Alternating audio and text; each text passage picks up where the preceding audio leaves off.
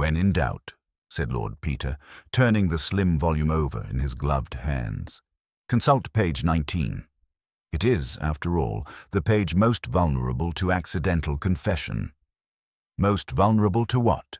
muttered Chief Inspector Parker, frowning over the body slumped beside the wingback chair. "Accidental confession," Whimsy repeated. "It's always page 19, in poetry collections especially. Something to do with the golden mean of guilt, or perhaps typographical fate. Ask any murderer with literary pretensions." The fire in the study of Lowfen Hall hissed in soft disagreement, trying in vain to lend warmth to a room that had never quite relinquished its Georgian chill. Books lined the walls, precise and dustless. Outside, the fenland mist coiled like a cat denied supper. Inside, Mr. Oswald Hearn, retired ecclesiastical publisher and amateur Latinist, sat inconveniently dead. He had been discovered that morning by his housekeeper, Mrs. Teasel, a woman of broad back and narrow vocabulary, who had burst in with his breakfast tray and dropped it immediately upon seeing her employer's colour, which, as she informed Constable Droke, was like duck paste gone queer. The tray was still on the Axminster rug, jam congealing on a copy of Tertullian, Translations and Tribulations, open at the exact centre. The tea had soaked into the margin where a small note had been scribbled, illegibly, save for the numeral 19. It was this detail, more than the lack of signs of struggle, forced entry, or anything so modern as a bullet, that prompted the constabulary to summon Lord Peter Whimsy, peer, bibliophile, and occasional unraveller of nasty things in quiet houses. Whimsy had arrived in a rather good mood, having recently won an argument with his valet Bunter about whether Moxon's edition of Keats was more affected by the typesetter or the typesetter's wife. And now he stood, gently adjusting his monocle, studying the room as if it were a half-forgotten riddle in Latin verse. "This is really most obliging of the corpse," he said. "No smashed glass domes, no ominous portraits with shifting eyes. Just an old man, a tidy chair, and a footnote from beyond the veil. How very civilized." Parker gave a soft grunt and knelt by the body. "No bruising, no blood, no violence. The doctor says cardiac arrest, possibly, but the mark on the temple might suggest otherwise. Could be he fell forward, banged his head, and expired." Whimsy wandered to the bookshelves, fingertips trailing. "And the mark suggests nothing to you? Not even a suggestion of suggestion?" Parker looked up. "It's barely noticeable." "Precisely. Therefore extremely interesting.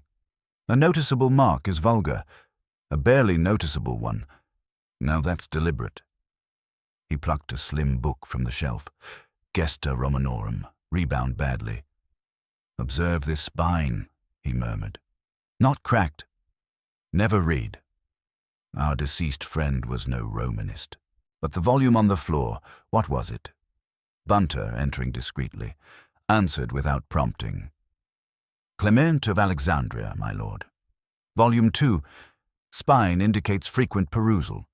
The marginalia are consistent with a fine-point crow quill. Black India ink, though some notes appear smudged." Whimsy nodded, as if this were the precise sum of human achievement. "Thank you, Bunter. Do preserve any stray hairs or loose bits of breakfast in case Scotland Yard wishes to contribute later." He turned again to the body. "And now let us catalogue the scene. Retired publisher, widowed, no heirs, beloved by none, tolerated by some, discovered alone in his study, door unlocked, fire lit, book on lap.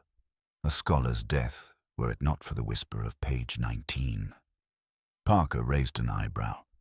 "You think that note was written by someone else?" "I think it was written by someone hoping we would ask exactly that question," Whimsy said. "And?" asked Parker. Whimsy smiled thinly. "And that's the dullest sort of cleverness." The sound of heels on polished wood signaled the arrival of Miss Eleanor Hearn. Niece, only occasional visitor, and known in local gossip as the one who writes those strange books. She had the calm face of a woman who disliked unnecessary emotions and was dressed in expensive greys that made her look like a statue from an Italian cemetery. She paused at the threshold, glanced at the body, and said simply, "He wouldn't like being looked at, even dead." Wimsey offered her a half bow. "Lord Peter Wimsey. May I say, Miss Hearn, your uncle's manner of exit does him credit. Dignified, enigmatic, and remarkably well-timed for the weather." She did not smile. "Did someone kill him?" "My dear lady," said Wimsey lightly, "this is England. Of course someone did. The question is whether they meant to." He tucked Clement of Alexandria under his arm, stepped back from the body, and said to Parker, "I think we may now begin. I should like to talk with the servants, the neighbors, the postmistress, and, if possible, the cat." Someone, somewhere, thought page 19 meant something. "And you?" Parker asked. "Oh, I always find meaning in the wrong places," said Wimsey cheerfully. "But the right places tend to follow." Lord Peter Wimsey, having secured the slim volume under one arm and left Parker to the mutterings of local constables and the uneasy silence of Loafern Hall, made his way down the narrow corridor that led to the servants' quarters. The hallways, panelled in dark elm, exhaled a mild odour of pipe smoke and beeswax polish, a smell oddly devoid of human warmth, the sort of house, Wimsey thought, where even the ghosts would keep quiet out of deference to good taste. He paused briefly to glance at a framed map of the diocese from 1871, noting with idle interest that Loafern's boundary lines had been redrawn more than once in the last century. Curious, but there would be time for maps later. Mrs. Teasle was waiting in the stone-flagged kitchen, a fortress of copper pans and stern culinary order. She was a woman shaped by lard and regret, with the brisk manner of one who has spent 30 years commanding underfoot mice and upstairs men. Her apron was freshly laundered, her expression was not. "Mrs. Teasle," said Wimsey, taking a seat at the long kitchen table with the theatrical air of a gentleman preparing to order breakfast in Babylon. "I'm most grateful for your time. I do apologize for disturbing your schedule, though I confess it's always seemed to me that mystery makes an excellent substitute for morning tea." She eyed him with something between suspicion and exasperation. "There's no mystery, my lord." Mr. Hearn was not a young man, and he kept to his ways. That fire in the study, he lit it himself most mornings. Wouldn't let me near it. Said I disturbed the placement of his andirons. "And the book?" She hesitated. I'd never seen that one before. But then he was always ordering more. Boxes came by the post every few weeks. Some went straight to the shelves. Others, straight to the fire. "Burning books," said Wimsey with mock horror. "A theological publisher committing biblioclasm. We shall all be turned into salt." He said not all books deserved saving, especially the ones sent in by amateurs. "Manuscript firewood," he called it. Wimsey nodded slowly, fingers tapping against the table. Did he ever receive troubling correspondence? Letters he destroyed before you could see them? She pressed her lips together. "Once, a few weeks ago, came in a foreign envelope, Swedish or Norwegian by the look. He went very quiet after reading it. Told me not to mention it. And you've kept his instructions faithfully." "I'm not a gossip, my lord." "No, indeed. Just a woman who notes postmarks with remarkable acuity. You have a gift for detail, Mrs. Teasle, and that is precisely what I'm after." She allowed herself the smallest sniff of approval. "Now tell me," Wimsey continued, "who was in the house yesterday, between, let us say, 2 and 5 o'clock? "Well, there's me, of course. Cook left at 1:30. Sister's child down with the croup. Young Tom, the gardener, left early, weather being poor. Only one visitor called and she wasn't let in." "Oh." "Miss Verity, Eleanor Hearn's cousin. Used to come often years ago, but they had a falling out." "Over what?" She shrugged. "Never said. But Miss Verity turned up around 3, stood on the front steps a bit, then went off again. Mr. Hearn wouldn't see her. Did he give a reason? Didn't need to. He saw her from the window, frowned like thunder, and said, "Tell her I'm no longer in the business of redemption." That was all. Whimsy let out a long breath, as though tasting the flavor of the phrase. Indeed, rather an ecclesiastical tone for a family tiff.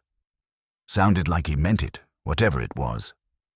Bunter appeared in the doorway just then, carrying a shallow tray with a small stack of smudged papers, a half-used ink bottle, and what appeared to be a charred scrap of envelope. "Recovered from the hearth basket, my lord," he said. "Some barely singed. Ink was still wet on one corner. Thought you might find them pertinent."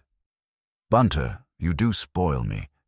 If I were a woman, I should propose on the spot." "Thank you, my lord.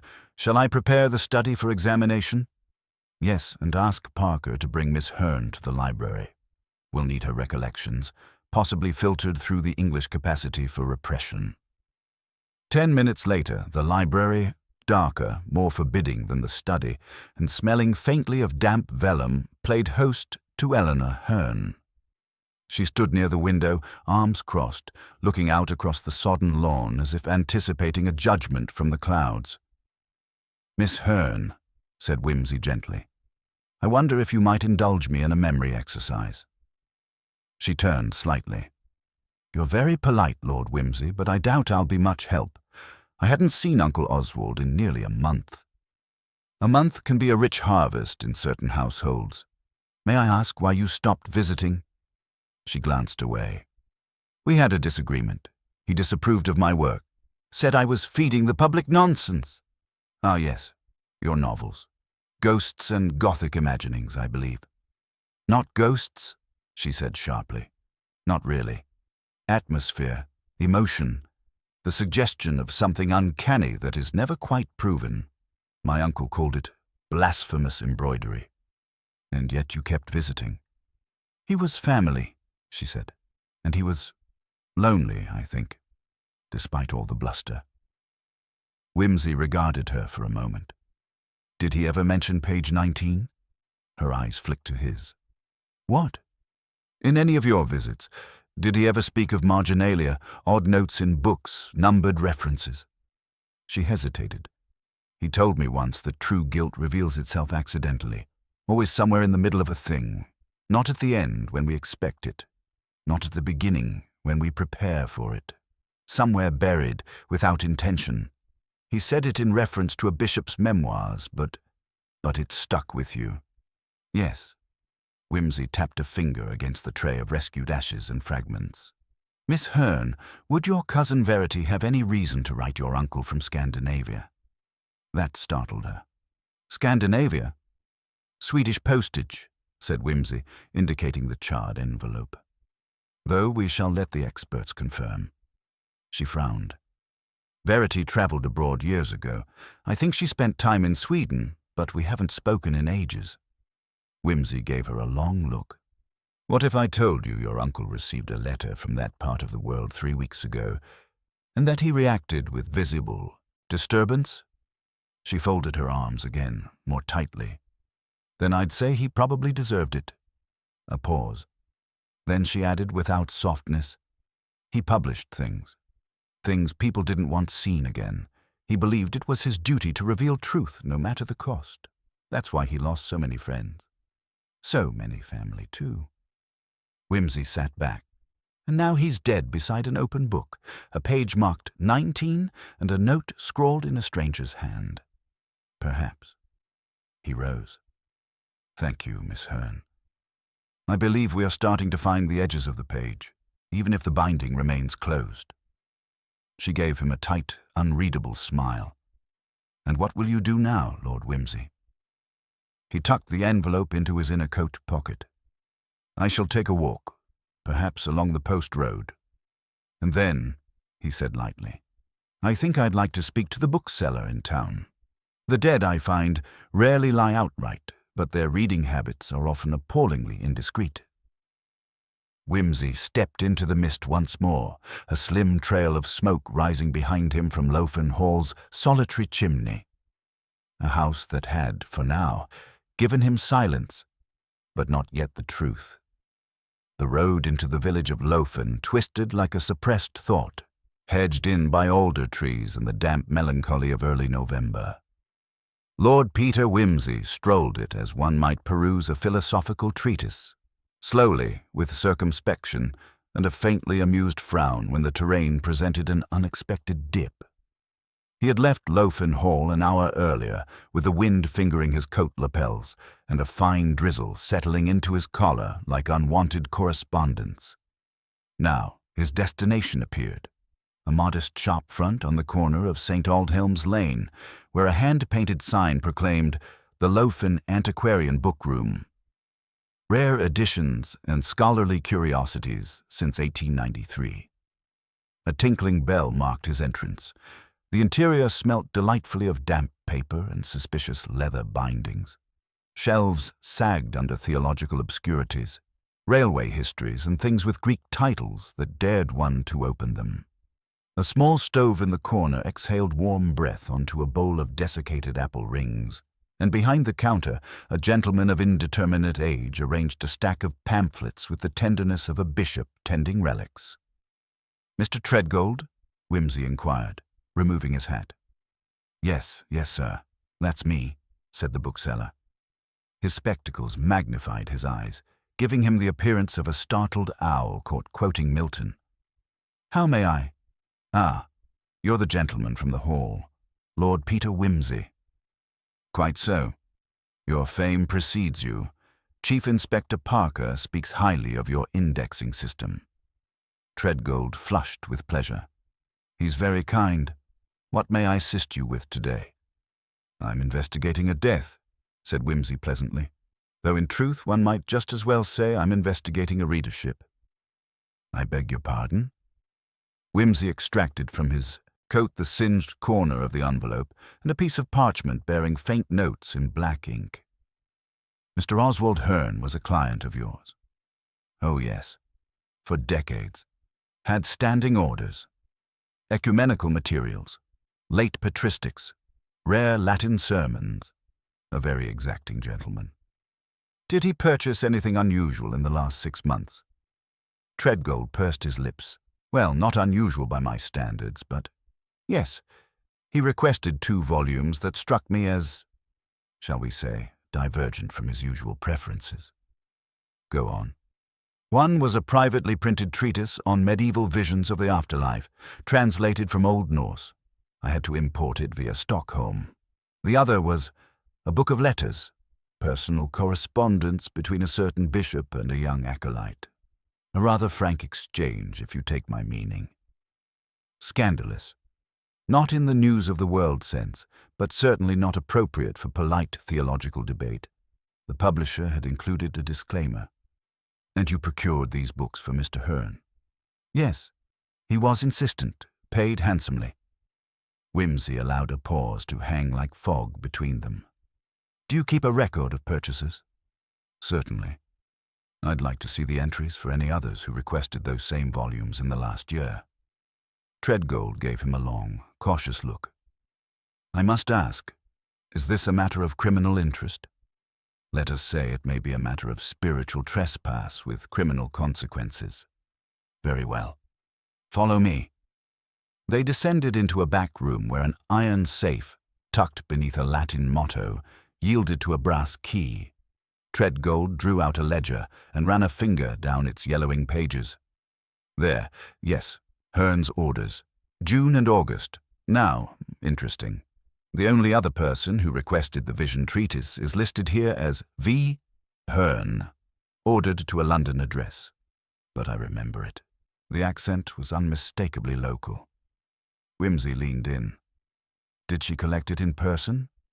"No, postal dispatch, but she phoned first. Spoke of familial interest. Her voice had that low-fen rhythm, you know. Clipped vowels, slight turn on the R. It struck me as odd, but I didn't question it." "And the other volume?" "Only one other buyer. Miss Eleanor Hearn." "Indeed." Wimsey rubbed his chin. "2 cousins, once close. One now estranged. Both seeking the same obscure writings. One under an alias, or perhaps not even that, and Mr. Hearn Sr. caught in the middle, quite literally, on page 19. He shut the ledger gently. "Thank you, Mr. Treadgold. You've been indispensable. Should Scotland Yard drop by, do be so good as to pretend I was here merely to inquire about Bede." As he stepped back into the mist, the pieces began to click, not yet into clarity, but into proximity. 2 women, a book, a death, and somewhere in the middle, something too delicate to name just yet. Back at Lothian Hall, dusk had thickened the corridors with purple light. Whimsy found Parker in the study, now fully catalogued by Bunter and invaded by the scent of overlabored lavender polish. "Parker," he said, "what do we know about Miss Verity Hearn's employment, if any?" "Worked for the Foreign Office briefly," Parker said. "Left the country in 1929. Traveled extensively. Some time in Sweden, then nothing until she reappeared here. Unannounced 2 days ago." "Why then, I wonder?" Parker raised an eyebrow. "You think she came to kill her uncle?" "I think she came to retrieve something, possibly to silence it. Whether that retrieval involved poison or persuasion remains unclear." "Bunter found this tucked behind the desk," Parker added, handing him a paper fragment. "It's part of a letter. Seems to be from Verity." Whimsy read aloud. "Never meant for others to see it. You knew it was written in grief. Publishing it would not be truth but betrayal. If you still believe in mercy, burn it."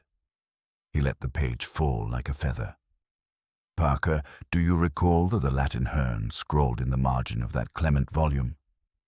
Et in pagina peccatum, and on the page, sin. Which page? 19. Exactly. I do not think the note was a clue to the killer. I think it was a confession, or a last argument." Parker narrowed his eyes. "You believe Hearn was about to publish something that would destroy someone, and someone tried to stop him?" "Not someone," said Whimsy softly. "Two someones. Eleanor, in her own restrained way, and Verity, more forcefully. And now he's dead. But not, I think, at either of their hands. No, I believe Oswald Hearn died of natural causes, but in the middle of an unnatural act. Something performative. Something he meant others to interpret. A message. Perhaps an absolution or a judgment." Parker looked at him squarely. "Then why call it murder?" Whimsy's eyes gleamed. "Because, Parker, someone else was here that afternoon. Someone we've overlooked. And they tampered with that scene before Mrs. Teasle found him. They made certain the book was open to that page, the note visible. They left nothing overt, but enough to draw suspicion where they wished it to land." Parker stood. "Then we're looking for a third party." "Yes," Whimsy murmured, eyes drifting to the fireplace. "Someone who understood guilt and how to shape it. Someone who didn't write the message, but staged its reading." From the hallway, the faint sound of piano keys. Eleanor Hearn, practicing Brahms. A piece in a minor. Whimsy turned his head slightly. "Do you know," he said, "I think it's time we spoke to Verity, properly this time, and not on the front steps." "But she left." "No," said Whimsy. "She tried to, but she stayed, because like all good stories, she hadn't reached her ending yet." A slight mist had begun to gather along the hallway floors of Lothian Hall, creeping in from the garden like a persistent memory. Lord Peter Whimsy, with Parker 2 paces behind, ascended the narrow west stair, where the servants' bells hung like mute witnesses. The quietude was not silence, but the sort that held its breath, waiting for a door to creak open, for a name to be spoken, for truth to finally consider its own reflection. Whimsy rapped, just once, on the door to the blue room, and without waiting for permission, turned the handle.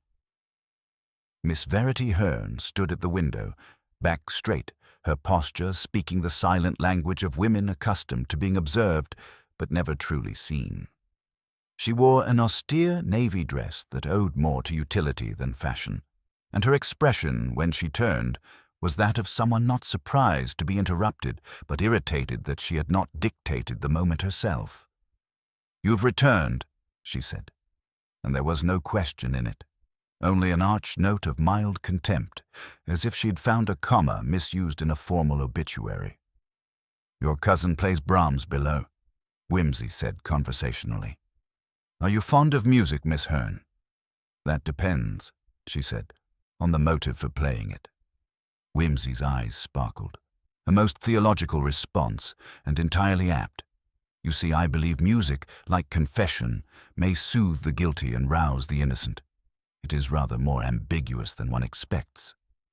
"I fail to see the relevance." "Let's hope that remains true." He moved idly to the writing desk. "Tell me, Miss Hearn, did you request a copy of a certain Scandinavian volume from Mr. Treadgold's bookshop in Lowfen?" Her face did not change, but something in the air, some tautness of the silence, tugged tighter. "I'm sure I don't recall," she said. "My reading list is not a matter of public interest." "Indeed not, though I wonder. Why use only your first initial? A rather charming obfuscation, but one wonders if it's intended to conceal the order from others. Or from yourself." Now she did blink, just once, with the precision of a blade being tested for sharpness. "You've been reading my correspondence, then?" "No," said Whimsy. "But someone has. And someone has moved rather decisively to shape the perception of your uncle's final hour. Let's speak plainly, shall we? You arrived 2 days ago, unannounced, to a house where your relationship with the deceased was, at best, fraught. Polite fiction. It was estranged. Quite. And within 24 hours of your arrival, the old man is dead, seated upright, book open, candle burnt to ash. Picturesque, really. A death for a priest or a penitent."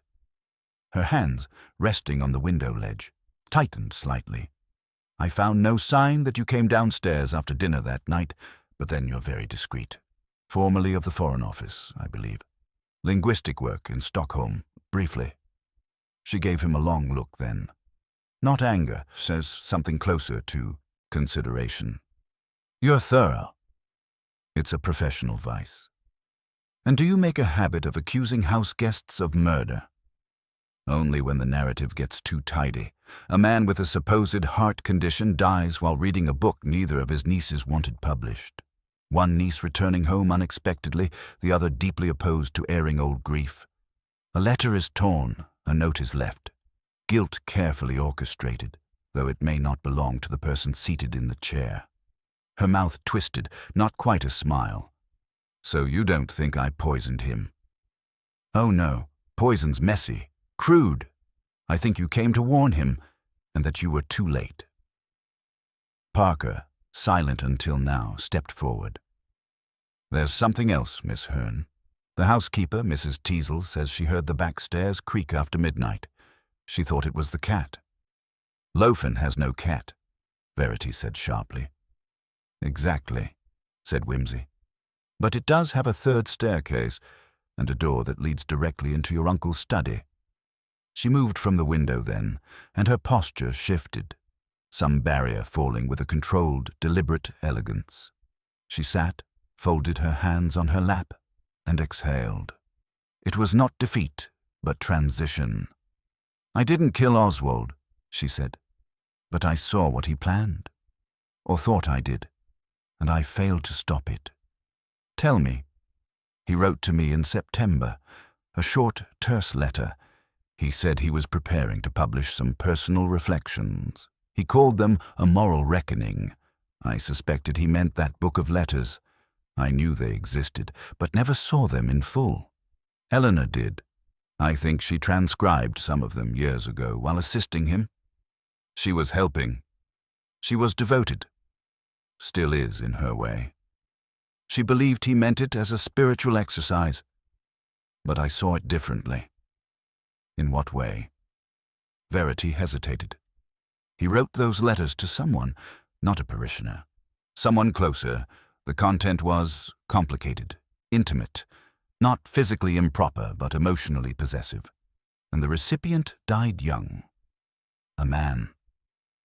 Whimsy said nothing. Even Parker's pencil paused in its motion. I confronted Oswald that night. I told him the book would hurt people, that Eleanor would be shamed, that it was a self-serving kind of expiation. And he? He quoted Gregory the Great, she said dryly. Truth is not diminished by the embarrassment of those who hear it. How very convenient. She stood again, restless now. I left him alone in the study. He poured himself brandy. I thought perhaps I'd dissuaded him, or that he would delay. I went to bed. And then I heard something, maybe an hour later, a thud, but I didn't get up. Why not? She looked at Whimsy, and for the first time there was something naked in her voice, something exhausted. Because I was afraid that he'd done it anyway, that he'd left it where Eleanor would find it, and I wasn't ready to see her break. A long pause. Whimsy paced to the door and back again. You say you did nothing, but someone did. Someone turned that study into a tableau. Someone positioned the book, placed the note, perhaps even arranged the lighting. And it wasn't you. No. And it wasn't Eleanor. She swore she hadn't entered the study for days. Then who? Verity's voice cracked with urgency. Whimsy glanced toward Parker, who gave the smallest nod. That, said Whimsy, is the question I intend to ask the butler. The butler? Verity's voice dipped into disbelief. He's practically fossilized. Exactly, said Whimsy. He sees everything, forgets nothing, and answers only what he is asked. But he also keeps time, literally. He winds the house clocks, and I think one of them is wrong. He gave her a bow that was not quite ironic, not quite formal. Thank you, Miss Hearn. You've clarified a great deal, though I fear your uncle has left us a rather elaborate puzzle, with morality at its center, and grief disguised as punctuation. She watched him go without speaking, hands clenched at her sides. The mist at the window had thickened into rain. Whimsy and Parker descended in silence until the landing, where a faint tick-tick came from the grandfather clock. 8:15, Parker murmured. No, said Whimsy, glancing at his pocket watch. 10 past. That's the second discrepancy today. Parker's eyebrows arched. Do you suppose it matters? Whimsy gave a thin smile. When a man is declared dead at 7:30, and the only witness swears she found him upright at 8, 5 minutes is everything. He stepped forward, fingers tracing the polished wood of the clock case. And I suspect this old gentleman here may yet testify. The drawing room, though sparsely lit, had gathered that peculiar golden gloom of late evening, where the furniture seemed half asleep, and the wallpaper more faded than it truly was. The butler, Maunders, was already in position when Lord Peter and Parker entered, not waiting precisely, but posed as though he had always stood thus since Lofen was built. He wore white gloves, not because he had to serve, but because he considered bare hands vulgar when faced with questions of dignity or death. Ah, Maunders, said Whimsy with the air of a man consulting a rare manuscript, we come to beg your wisdom, not your secrets, mind. They are your own and sacred, but only such fragments as may illuminate the darker corners of our present dilemma. I shall do my best, my lord, said Maunders, with the mournful exactitude of a man asked to name the last guest who refused the haddock. Whimsy sank into a worn armchair, producing a small notebook he never used but carried to suggest harmless eccentricity. Parker leaned against the mantel, his pencil poised with more intention. Maunders, said Whimsy, on the night of the rector's death, Wednesday last, did you wind the clocks as usual? Indeed, my lord. At precisely 10 minutes before 9, as has been custom since the old master's father's time. Always begin with the study clock, then the hallway, then the drawing room. Counterclockwise, sir. Very ecclesiastical. Whimsy smiled. And may I ask, did you notice anything amiss in the study when you entered? The old man tilted his head slightly. Only that the candle was left low, but that was not uncommon. The rector often kept the light dim for reading, said bright flame gave him migraines. Whimsy nodded slowly. And did you see him? No, my lord. I believed him to be upstairs. Miss Eleanor had already gone to her room by then. You're sure? I served her tea at 8:30. She left the drawing room not long after. And Miss Verity? She retired before her cousin. Around 8:15, perhaps a few minutes later. She declined refreshment. Did you observe anyone descend again? Maunders hesitated, which was notable in a man who moved like memory made flesh. No, my lord, but the back staircase creaks, as you know. I heard it some time before I wound the clocks, perhaps 5 to 9. I thought little of it. Ah. Whimsy's eyes sharpened. So, you wound the study clock at 10 to 9, but you'd already heard movement there 10 minutes earlier. I heard the creak, my lord, not footsteps. And the clock in the study, did you set it by the mantelpiece clock in here? Yes, my lord, always do. Drawing-room clock is set every Sunday morning by the wireless chimes. Whimsy rose and stepped to the long-case clock in the corner. He examined the dial, then his own pocket watch. Still running 5 minutes fast. Curious, murmured Parker. You'd think someone might have corrected it, unless someone relied on it. Whimsy turned. Tell me, Maunders, did you dust the study after the rector's death? I did not. Miss Eleanor locked the room and said no one was to enter until the coroner's inspection. Did she seem surprised by the scene? The old man allowed himself a small breath, barely audible. Miss Eleanor is not often surprised, my lord, but she was subdued, not hysterical. She wept, but not loudly. She asked me to send for the doctor and the vicar. I did so at once. Ah, yes, the vicar, Whimsy mused. A man of timidity and thick glasses. Delightful combination. Tell me, Maunders, do you know who last handled the book that was open in the rector's lap? Maunders gave him a look almost pitying in its precision. If I may say so, my lord, no one handles the rector's books except the rector. He was particular. He left notes in the margins in his own cipher, tiny symbols I could never make out. Even Miss Eleanor would not touch them without gloves. Very tidy, said Whimsy softly. And the brandy glass. That I collected. It stood on the little side table beside the chair. I emptied and cleaned it before the doctor arrived. Parker blinked. Why? I believed him to have passed of natural causes, Inspector, and it was unsightly. Of course. Whimsy glanced sidelong at Parker. Tell me, Maunders, did the rector take any regular medication? None, sir. He said medicine was for those who feared dying more than they feared living. Quaint. He took the occasional peppermint lozenge for his throat. I restocked them from the apothecary every fortnight. Whimsy nodded. You are a man of order, Maunders. I try, my lord. As they left the drawing-room, Parker frowned. He's hiding something. Of course he is, said Whimsy cheerfully. He's a butler. It's practically professional decorum, but he's hiding something old, not recent. And I think it has nothing to do with death, and everything to do with love. Parker looked doubtful. What makes you say that? Did you notice his face when we mentioned the book? He didn't fear its content. He pitied it, and pity rarely follows murder. Back in the hallway, Whimsy stopped before the grandfather clock and examined the pendulum. Still 5 minutes off, Parker muttered. You think the time of death is wrong? I think the time of discovery is wrong, said Whimsy. Eleanor said she found him at 8 precisely, but the candle was down to its brass socket. The room still smelt faintly of smoke. He'd been dead longer than 10 minutes. And you think she knew? I think she lied, but not to protect herself. Parker waited, breath tight.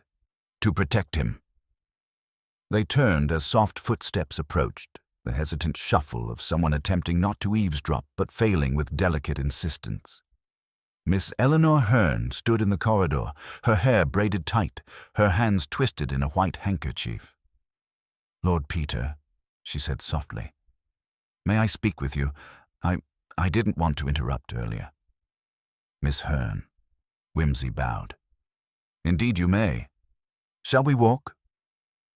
They stepped through the French doors onto the terrace, where the garden, bathed in weak moonlight, seemed to hold its secrets just below the soil. "I know why you're here," she said at last, "and I know what you suspect." "That would make two of us unusually well informed." Her smile was barely there. "You're very kind to joke." "Not at all. I find death most inconveniently serious." She clasped the handkerchief tighter. Uncle Oswald was not a wicked man, but he could be unkind, righteous in ways that hurt. That book, those letters, he thought they were a confession, but they were unrepentant.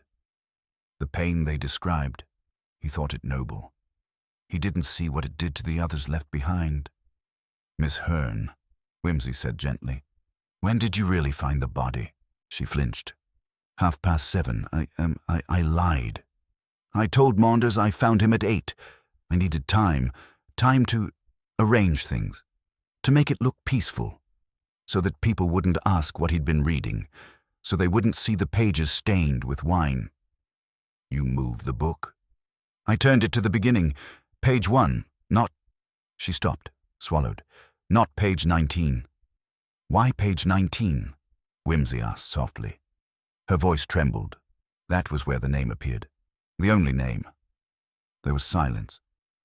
"You see," she said, "I didn't want people to know, not because it was shameful, but because he'd made it shameful. He'd turned a kindness into a burden, a confession into a monument." Whimsy regarded her quietly. "You thought you were protecting him." "I was trying to protect the others." "Who?" Her gaze drifted back toward the house. "Verity. The village. His memory. And yourself." She blinked. Whimsy offered his arm, and they turned slowly back toward the house. "You've told me a great deal, Miss Hearn, but not yet the truth I need most." She paused. "What truth? Who came back down that night, after you left him, after he died? Who opened that door, saw what he'd written, and decided it must not be read?" She looked at him in startled confusion. "I thought—" "You thought you were alone in your mercy," Whimsy said gently. "But someone else arrived too late, or just in time, and they left a signature on the crime, not in ink, but in 5 missing minutes." She shivered as the wind rose faintly. "I'll find them," Whimsy said, "because someone else rewrote the ending, not to protect him, but to erase him." They entered the house again, the grandfather clock ticking loudly in the silence, 5 minutes wrong and entirely correct. Whimsy spent the next morning at the vicarage, where the toast was over-buttered and the tea had the melancholy tinge of water too long boiled. The Reverend Willoughby, who resembled a weasel that had once aspired to theology, bustled over the breakfast things with a nervousness not born of grief, but of someone unaccustomed to being noticed. "The rector, you see," he was saying for the 3rd time, "was a stern but righteous man. He was not always popular, but popularity is not a virtue, Lord Peter." "No," said Whimsy amiably, "though it's occasionally an alibi." Willoughby blinked. "Tell me," Whimsy continued, dabbing his fingers with a napkin as if he'd just dissected something, "do you know what the rector was working on in his final weeks? Sermons? Wills? Secret histories of early Pelagianism?" No, nothing of theological import. At least, nothing he spoke of. He'd grown preoccupied, spent long hours locked in the study. Miss Hearn confided that he had taken to rereading correspondence from his missionary years. "Oh, yes." Whimsy's voice lightened slightly, as though someone had opened a window in a suffocating library. "Yes," he said he was reflecting. "I thought he meant for Advent. It seemed apt." But he appeared disturbed, not physically unwell, but mentally distracted. And what about his final sermon? The one he didn't deliver? Willoughby gave a nervous cough. I found his notes. Curiously brief. Only a scrap, really. It quoted Tertullian, credo quia absurdum est, and beneath it, there is no virtue in endurance when the wound is self-inflicted. Rather severe. Indeed, Wimsey murmured, rather as if he'd sharpened a blade and then scolded the cut for bleeding. The Reverend looked uneasy. He was fond of rhetorical extremity. Ah, well, we all indulge our vices. Mine is Shakespeare and single malts. His, evidently, was theology as blood sport. Wimsey rose and looked out across the vicarage garden. Did he confide in you, off the record, so to speak, about anyone from his missionary past? Anyone whose name might cause unease? I'm afraid not. Willoughby folded his hands as if to preempt further inquiry. I did once hear him mention a Leonora, but only in passing. It may have been a parishioner, or a relative. Wimsey turned sharply. Leonora? Yes, though not with affection. There was a bitterness, as though he regretted something said or unsaid. He was not a man to offer context. Most aren't. Context is the first casualty of conscience. Wimsey tapped a fingernail against his cane, deep in thought. From the vicarage, he walked the muddy lane toward the village, passing thatched roofs and discreet lace curtains which twitched in the corners of vision like nervous eyelids. At the post office, he asked after any parcels the rector might have received in recent weeks. The postmistress, Mrs. Craik, who wore spectacles as though they were moral judgments, informed him that a single brown paper packet had arrived the Friday before the death. It had been addressed in a woman's hand, she said, and bore an overseas stamp. India, she declared, peering over half-moons. Or somewhere with a jungle. I smelled cloves on the paper. Cloves, Wimsey repeated. Exotic. And what happened to the packet? He collected it himself. Unusual, that. Usually sent Maunders. But he walked down and picked it up just after midday. Wimsey thanked her and continued on, past the churchyard and through the iron gate into Loafan House once more. Parker was waiting in the library, seated beside an open ledger. Thought I'd have a go at the rector's accounts, he said, frowning. Bit dusty, but something interesting turned up. Do tell. Regular checks, modest but unfailing, to a name not found anywhere else in the family records. Miss J.A. Blackthorne, monthly. Last one dated the week before he died. Blackthorne, Wimsey said, turning the name like a key. How literary. Sounds like a governess in a tragic novel. Any address? Nothing current. The last receipt was care of an orphanage in Gloucestershire. Peculiar hobby for a rector. Supporting unknown women via postal finance. He kept it quiet. Not even Eleanor knew, according to her. Wimsey moved to the window, hands behind his back. We have a missionary past, obscure letters, a hidden financial recipient, and a packet scented with cloves. He turned. It begins to resemble a recipe. Add one death and stir. Think it's murder, then? I think it's motive. Whether the death followed is a separate question. A knock interrupted them. Maunders entered with his usual sepulchral grace. Begging your pardon, my lord. A visitor at the gate. Miss Verity. She requests a word. Wimsey's expression shifted into something unreadable. Does she, indeed? Show her to the parlor. They found Miss Verity seated with surprising composure, her dark eyes large in the firelight, a folded letter clutched in her hand. I didn't come to confess, she said, before either man could speak. Only to warn you, you're stirring things Eleanor wanted left alone. Indeed, said Wimsey. We were under the impression she invited us to investigate. She regrets it, but she won't say so. She's afraid it will dishonor Uncle Oswald. Did he deserve honor?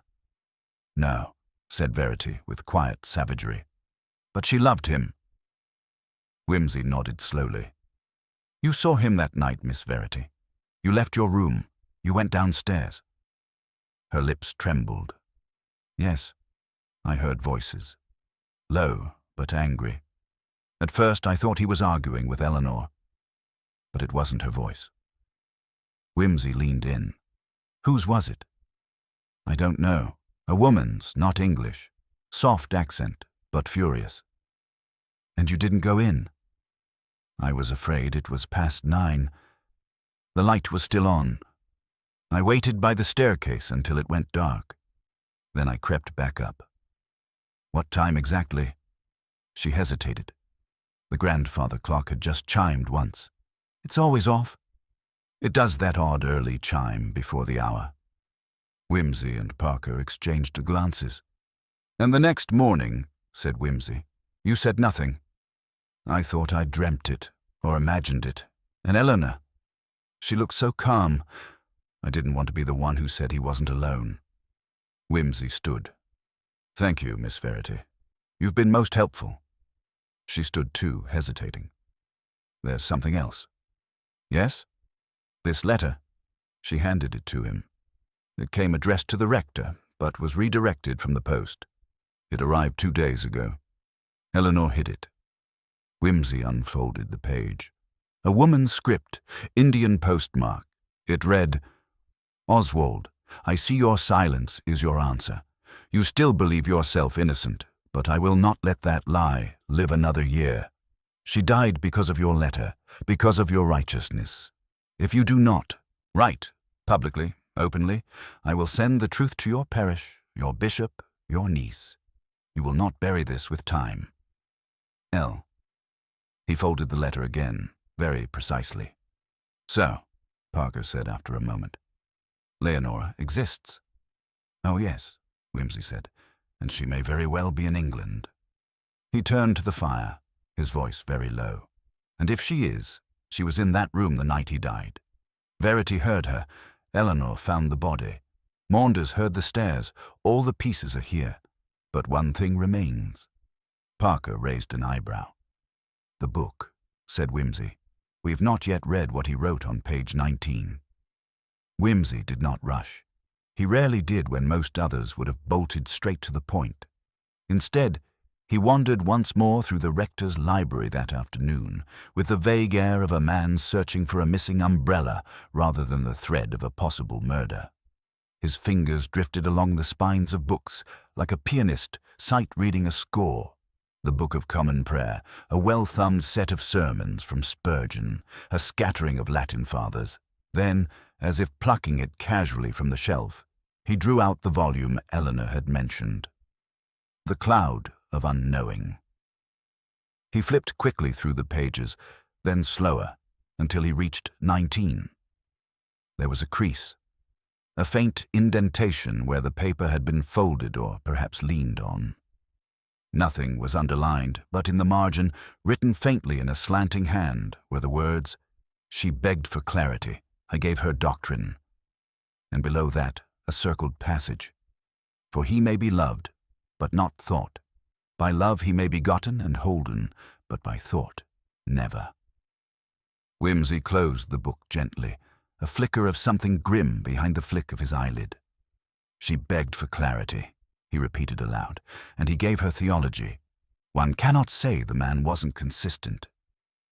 Parker, who had returned from the village after interviewing the local doctor, stood by the doorway with an expression suggesting he'd rather be reading shipping manifests. No signs of poisoning, he reported. No bruises or trauma.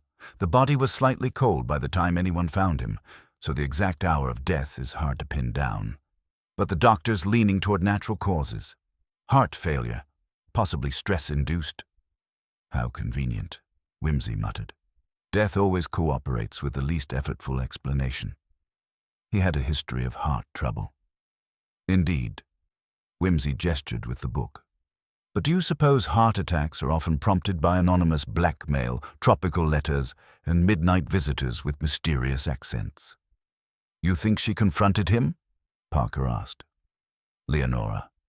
I think she came for a reckoning. Whether she got it, or whether he simply got the shock of his sanctimonious life, is still a question. But we must consider, what truth was he meant to write publicly? What lie did he bury? He handed the letter to Parker again, who read it with narrowed eyes. "If she sent this," Parker said, "then she's here, in the country, possibly in the village. How would she have found him again after all these years? Missionary records, perhaps. Or Eleanor herself. Our Miss Hearn strikes me as the type to guard family secrets like relics, but she may not have been as discreet in years past." Whimsy paused. "Let's consider this. What if Miss Blackthorne and Leonora are one and the same? The woman in the financial ledgers? Precisely.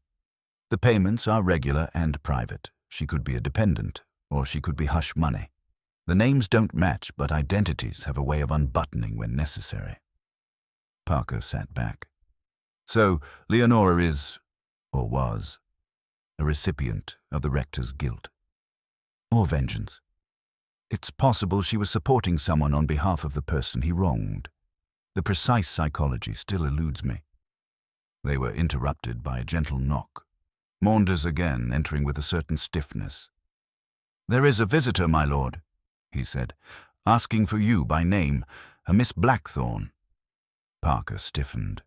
"Show her in," Whimsy said softly, a trace of amusement in his voice, as though the final act of a well-paced play were about to begin. She entered with the cautious grace of someone who had lived in institutions long enough to know how to carry herself under inspection. Miss Blackthorne was no longer young, but not quite old either. Her face bore the smooth, ageless severity of someone who had wept often, but never aloud. Her eyes were ink-dark and too steady. Her voice, when she spoke, was musical, its accent faintly Indian, clipped now by decades of English winter. "You are Lord Peter Whimsy," she said. "I'm here because the letter I sent was not answered, but I gather it was received." "It was," Whimsy said, gesturing to the armchair beside the fire. "Please sit, Miss Blackthorne. Or should I say Leonora?" There was the briefest hesitation. Then she smiled, but without humor. "So, he told you nothing. Typical. I take it you were close to the rector?" Close is a curious term. Intimacy of proximity is not always mutual. I knew him, deeply, in a way only the condemned do their judge. Parker interjected cautiously. "You knew him during his missionary years." "I knew him before them. He was not always a man of God. Once he was only a man, proud, brilliant, and without patience for ambiguity. And the woman mentioned in your letter," Whimsy said, "the one who died." "She was my sister," Leonora replied. "You won't find her name in any parish record. She died in silence, in childbirth, in an orphanage mission. The father was—" She stopped, but her gaze fixed unflinchingly on Whimsy. "I believe you know who the father was. Oswald Hearn. Yes, he seduced her under the guise of pastoral care. Promised marriage, then denied it, publicly. She was cast out. The local missionaries, his friends, refused her support, called her temptress. She gave birth to a boy. He lived 6 hours. Parker's pencil faltered. The room held its breath. "And he never acknowledged this?" Whimsy asked. "He wrote a letter. Not of apology, of condemnation. Called her a test sent by God. Told her repentance would bring salvation, but not comfort. She died with that letter folded beneath her hands." Leonora reached into her coat and produced a copy. Creased, yellowed. The ink had bled slightly where tears had fallen. "I found it among her things. I've kept it ever since." "And when he returned to England?" "I followed. Not immediately. Years passed. But I made contact through intermediaries. Asked only that he say publicly what he had done, that he name her, that he call her what she was, his victim. He refused. He offered money instead." "Which you accepted," Parker said. "Not for myself. I used it to fund education for girls at the orphanage. I never touched a penny. But I kept the correspondence, and when I wrote again, weeks ago, I said the money would no longer suffice. And so, Whimsy murmured, you came to Lothian. I did. On the night of his death. She looked away, then back. Yes, I came to confront him for the last time. And what did you say? Nothing at first. I showed him the letter. He asked me if I'd forgiven him. I said no. That forgiveness without truth was complicity. He said God had forgiven him. And then? He began to shake. He reached for a small glass vial in his drawer. I assume it was medicine. But his hand fumbled. He fell forward. I didn't call for help. Whimsy's expression did not change. You let him die. I did not kill him, but I did not save him. Parker was already halfway to his feet. No, Whimsy said mildly. It's not murder, not even by the standards of Leviticus. He turned to her. Miss Blackthorne, Leonora, did you remove anything from the room? She shook her head. Only the letter I gave you, and one of his sermon drafts. Why? Because it quoted her name. I knew Eleanor would never forgive him if she saw it. Whimsy nodded slowly. And the book? I didn't touch the books. He had the page already open when I arrived. She looked directly at him now, her voice suddenly very soft. Do you believe I did wrong? Whimsy folded his hands. I believe you told the truth, which is rare and likely to be inconvenient. He turned to Parker. We must speak with Eleanor. I fear her own truth may not be quite so unblemished. Outside, the wind had begun to rise again, bending the trees with a low moan that sounded like protest or warning.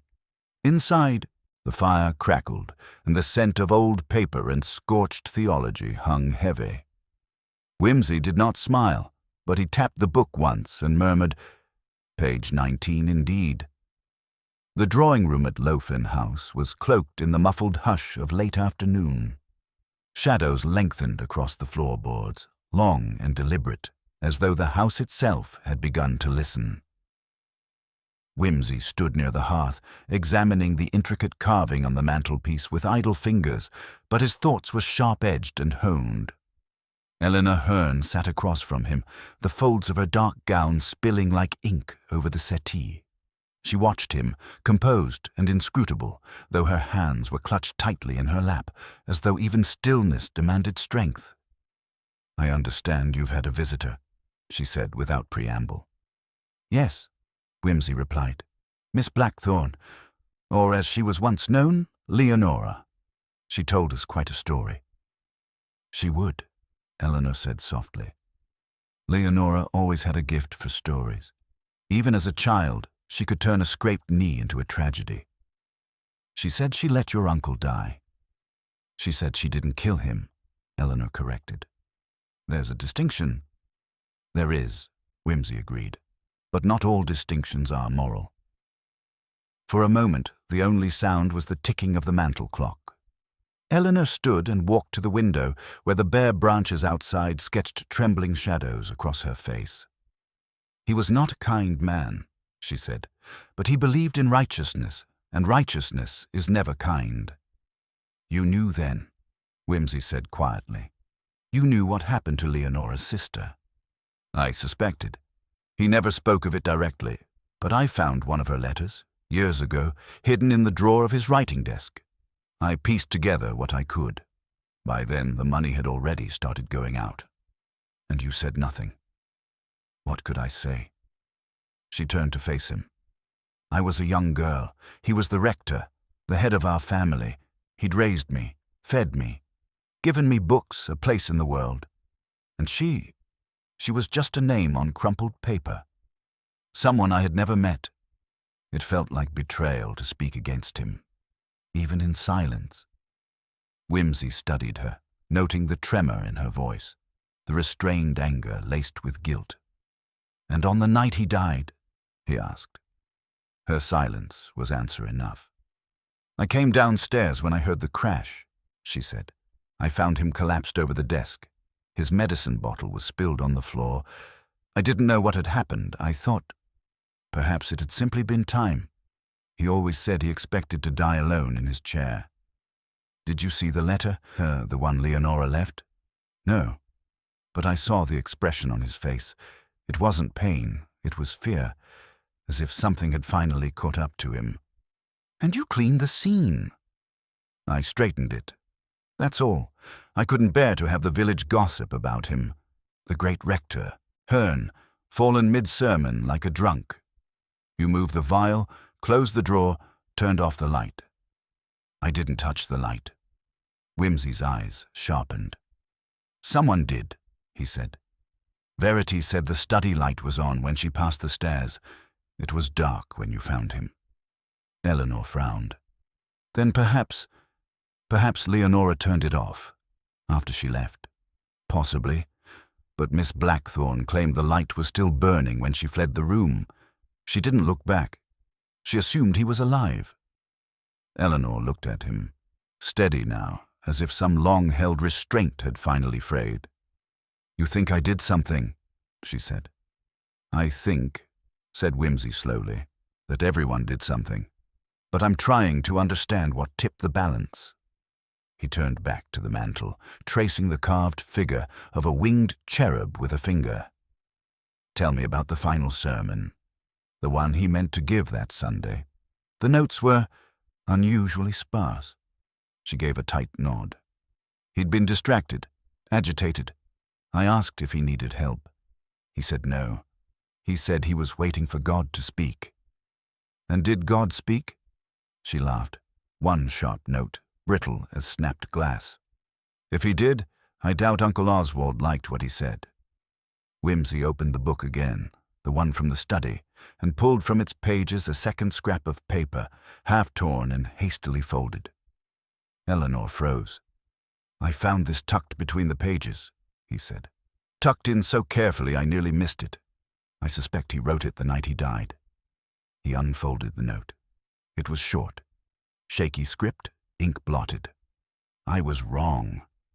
I see that now. Not in doctrine, but in love. Love was never a transaction. It cannot be earned, only offered and withheld. I don't know if it's a confession or a revelation, Whimsy said, but it reads like a last attempt to speak truth. Too late, of course. Eleanor reached for the paper with trembling fingers, but he held it back a moment longer. You asked me to find answers, he said, but I think you already had them. You wanted someone else to say them aloud. Her eyes shimmered, but she said nothing. Parker entered then, holding a telegram. His face bore that familiar taut expression of someone about to upset a neatly arranged table. It's from Scotland Yard, he said. Autopsy review just came in. There was no heart failure, no natural cause at all. Eleanor stood up sharply. What was it then? Whimsy asked, voice suddenly brittle. Digitalis, Parker said. In small quantities it mimics cardiac stress, but in sufficient dose. Fatal. Whimsy exhaled slowly. Where would he have gotten it? Prescription, but none found in the house. No recent pharmacy records, and no empty bottle in the study. Eleanor's voice was barely audible. Then someone gave it to him. Or slipped it to him, Parker said. Tea, perhaps, or wine, something familiar. Trusted. They all stood in silence for a long moment. Outside, the wind clawed at the panes. I didn't poison him, Eleanor said, but there was no indignation in her voice. No, Whimsy said quietly. But someone did, and now we must find out who believed his death would serve justice better than his confession ever could. Verity's voice rang in his mind. He wasn't alone. Leonora's letter, you will not bury this with time, the missing bottle. The silence that fell like a veil over everything once he was gone. Whimsy turned back to Eleanor. One last question. Who else had access to the house that night? Not staff. Someone outside. Someone neither you nor Verity would have noticed at first. Eleanor hesitated. Then, slowly, He kept a correspondence with someone, a young man. They exchanged theological arguments. I saw the letters once. Signed D.A. They were intense, obsessive. Do you remember the name? I believe it was Denham Avery. Whimsy's eyes narrowed. He turned to Parker. Find him.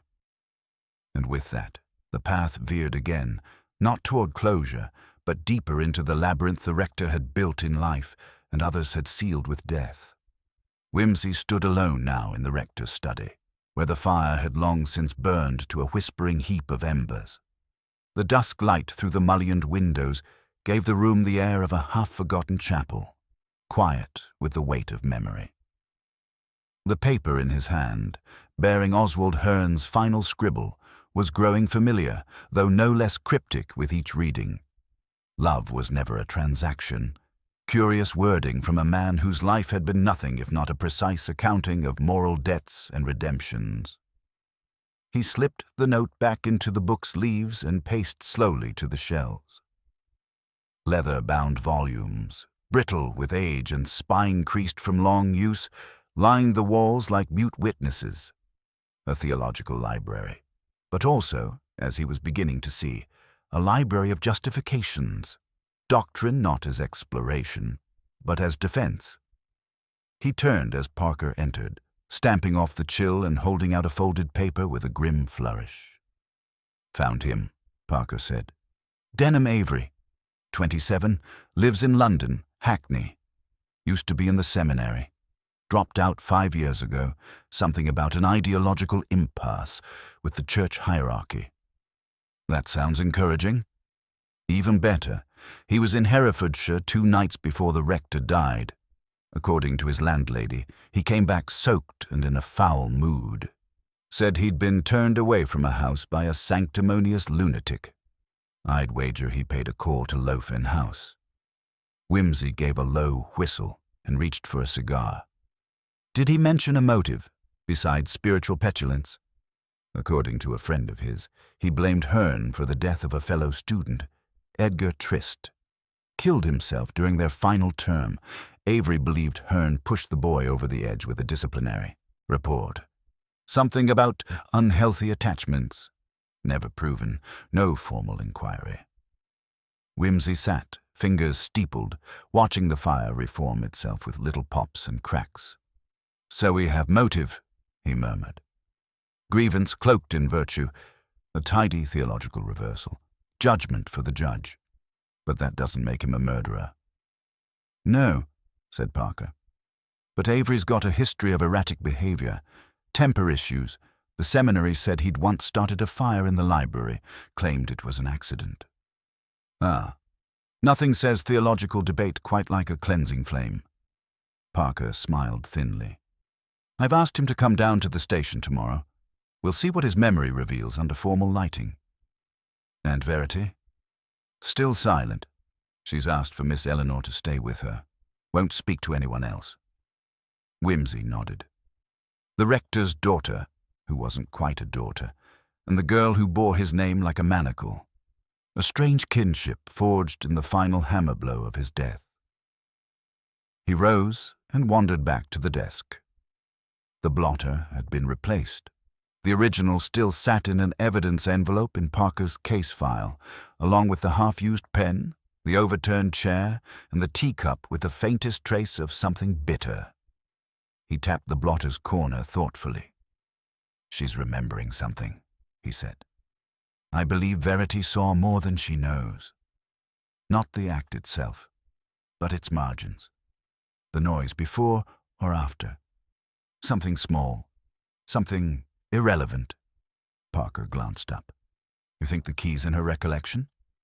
I think, said Whimsy, that the key has been in plain view since the beginning, like a page left open on a desk.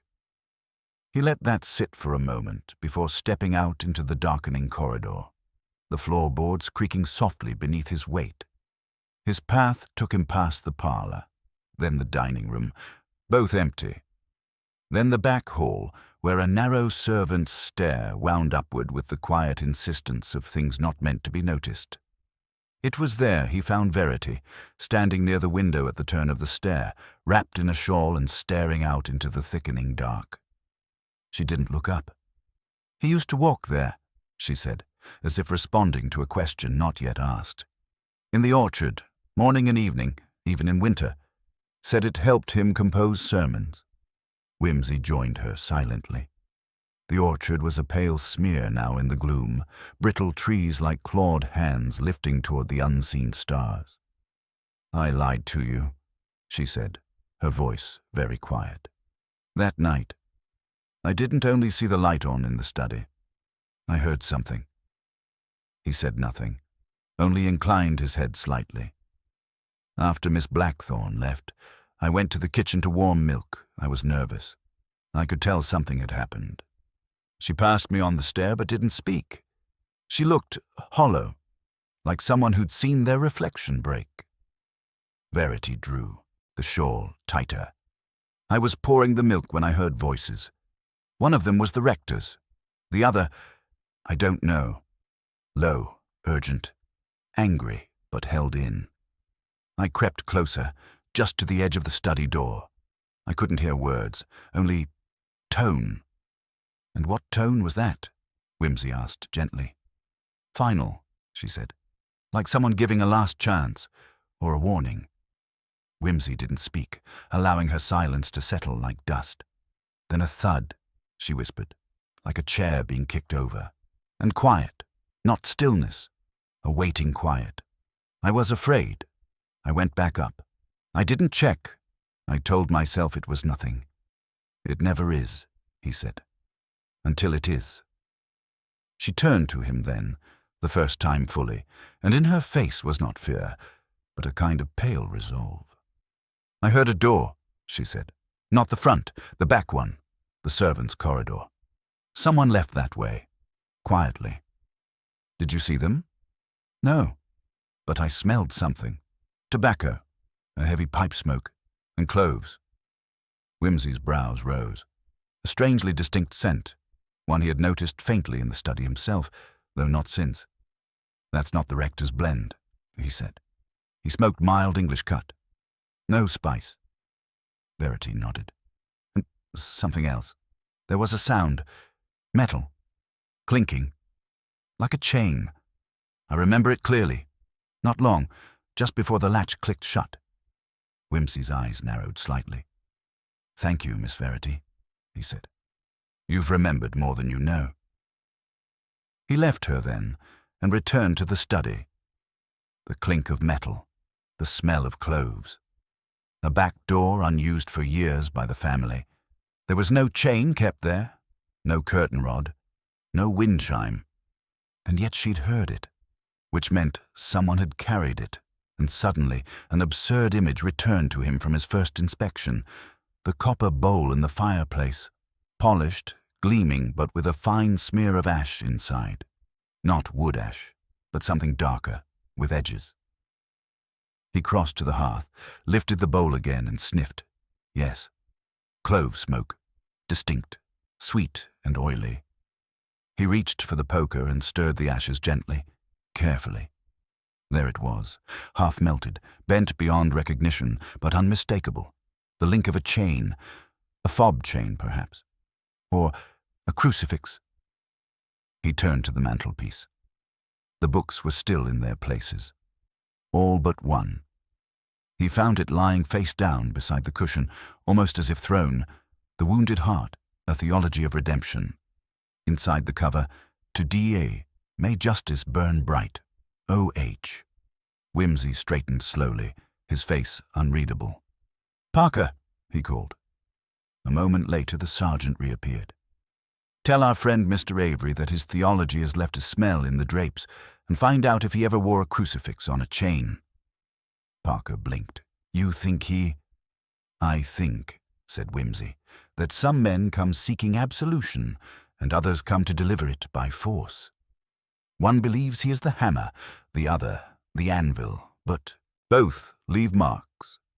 And with that, he turned to the cold hearth and stirred the ashes once more. The following morning dawned with the peculiar insistence of a London fog refusing to lift.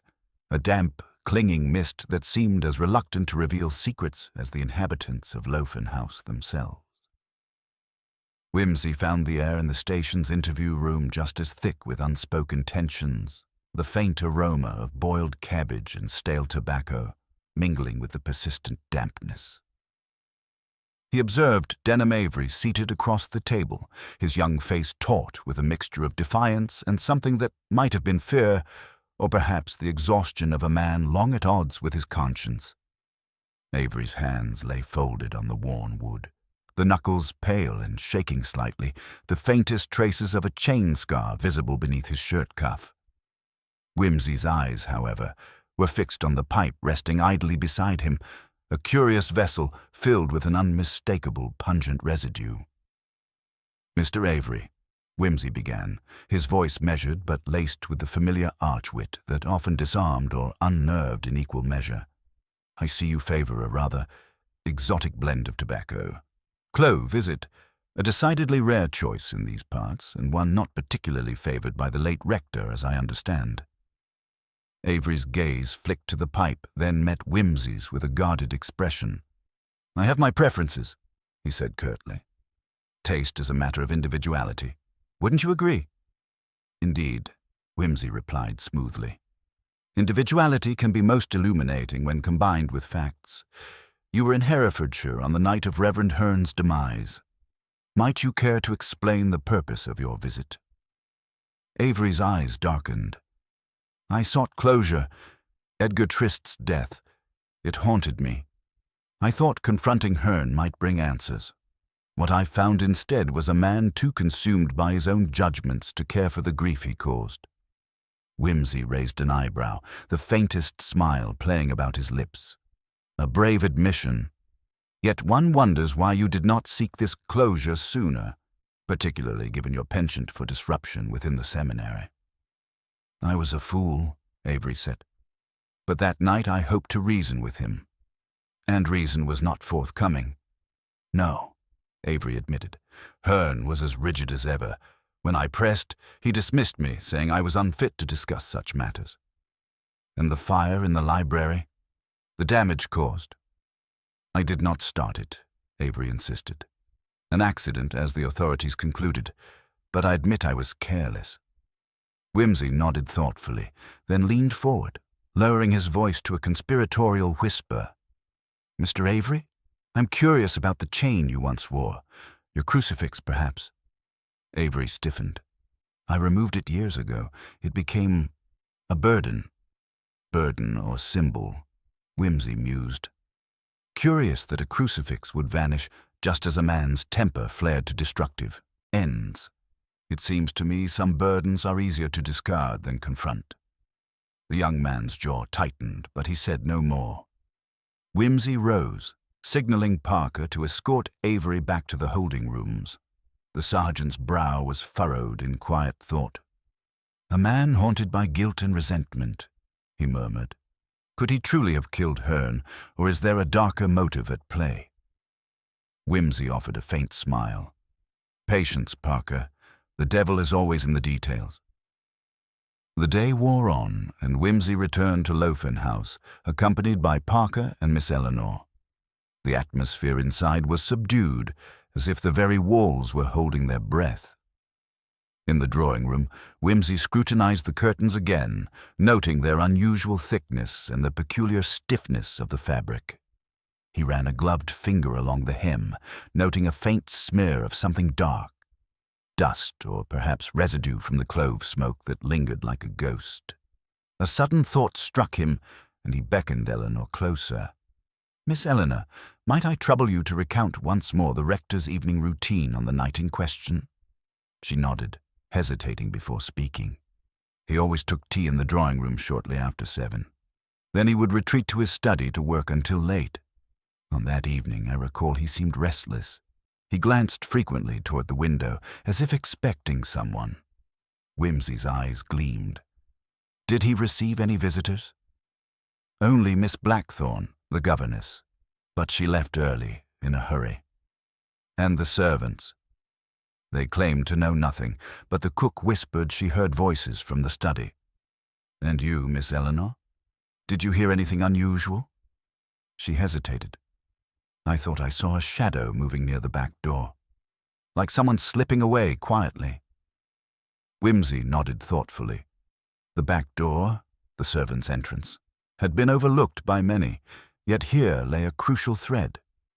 "Is the door usually locked?" he inquired. "Always. But the chain was found unfastened the next morning." Curious indeed. The faint clinking sound, Verity recalled, now took on a sinister significance. Whimsy's mind raced, piecing together the chain, the clove smoke, the furtive visitor's escape.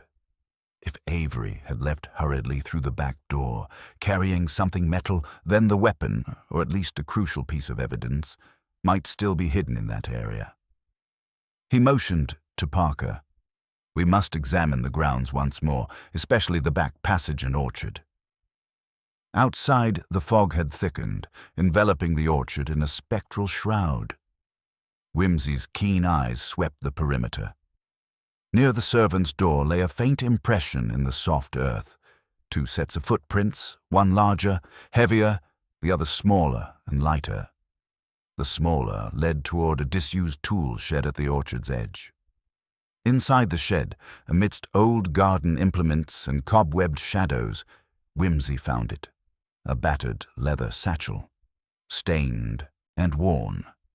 Inside was a chain, broken and tarnished, along with a small crucifix fashioned from silver and onyx. The crucifix bore a faint inscription, "To Edgar, from D.A., for when the light falters." Whimsy held the relic carefully. "This is no mere ornament. It speaks of promises, guilt, and perhaps regret." Returning to the house, he summoned Verity and Eleanor. "Miss Verity," Whimsy said gently, "you told me of a man who might have been burdened by more than faith. This crucifix was once his, given to another who perished young, a token of hope, or perhaps a last tether." Verity's eyes filled with tears. "I never knew." Eleanor stepped forward, voice steady. "Then someone sought to sever those ties with violence." Whimsy nodded gravely. "Indeed. But not just violence, deception." He laid the crucifix on the table, then looked from one face to the other. "Tonight I shall recreate the scene. There is one last shadow to chase, one final moment to illuminate. Justice, after all, demands clarity, not mere closure." As the evening deepened, Whimsy prepared for the theatrical reveal he had promised Parker and the assembled household. A culmination of subtle observations, overlooked details, and the quiet unveiling of a truth far less supernatural than the ghostly fog that clung to Lofen House. The household assembled in the library as twilight bled into darkness, the heavy curtains drawn against the fog pressing like a shroud against the windows. Lord Peter Whimsy stood calmly by the hearth, his manner the very embodiment of genteel assurance, the sort that could make the most incriminating confession feel like an inevitable admission in a drawing-room debate.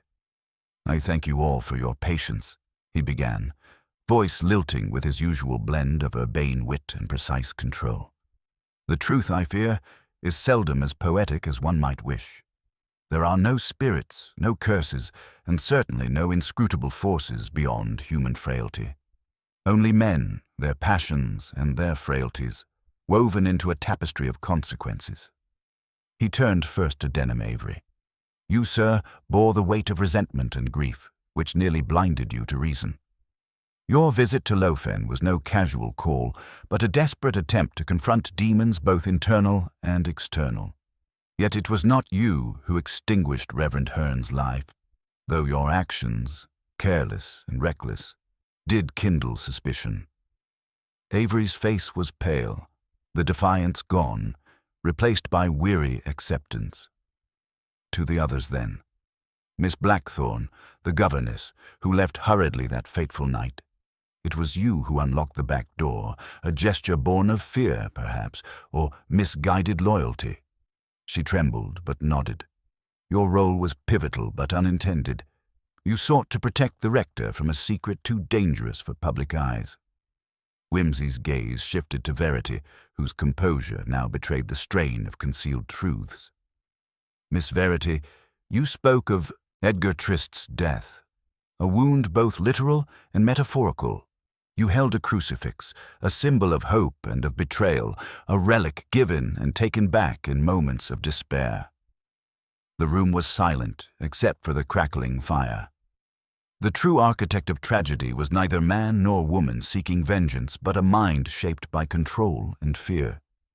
Reverend Hearn himself, in his obsession to bind his parish and household to a rigid moral code, created the conditions for his own undoing. Whimsy's voice softened. The fire was no accident.